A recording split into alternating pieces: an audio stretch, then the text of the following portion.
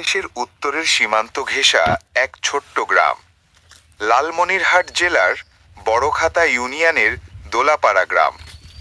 এই গ্রামের বুকেই দাঁড়িয়ে আছে ইতিহাস আর ইমানের প্রতীক কেরামতিয়া বড় মসজিদ। পেছনে পাখির ডাক বা আজানের সুর। এই মসজিদটির ইতিহাস প্রায় ১৩০০ বছরেরও বেশি পুরনো। স্থানীয়দের ভাষায় এটি ভাঙা মসজিদ নামেও পরিচিত। শোনা যায় বহু আগে এক দরবেশ বা অলৌকিক ব্যক্তি, যিনি কেরামতিয়া হুজুর নামে পরিচিত ছিলেন, এখানেই নিয়মিত নামাজ, জিকির ও ইবাদতে মগ্ন থাকতেন। তার মৃত্যুর পর এখানেই তাকে দাফন করা হয়। তার স্মৃতিতেই পরবর্তীতেই মসজিদটির নাম হয় কেরামতিয়া মসজিদ। মৃদু ইসলামিক বাদ্যযন্ত্র বাজবে।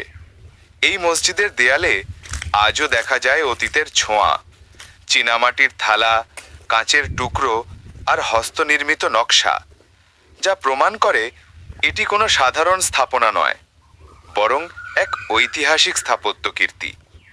১৯৪৭ সালের দেশভাগের সময় মসজিদটি পড়ে সীমান্তের খুব কাছেই।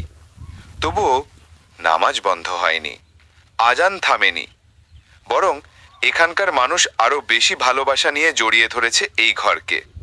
পেছনে আজানের সুর বা পাখির ডাক। বর্তমানে এখানে একটি নতুন দোতলা মসজিদ নির্মিত হয়েছে, যেখানে একসাথে হাজারো মুসল্লি নামাজ আদায় করতে পারেন।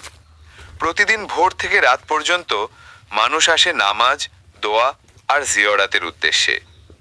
কেরামতিয়া বড় মসজিদ শুধু ইট পাথরের ভবন নয়, এটি এক বিশ্বাসের প্রতীক, যেখানে মানুষ খুঁজে পায় শান্তি আর ইমানের আলো ছড়িয়ে পড়ে চারদিকে।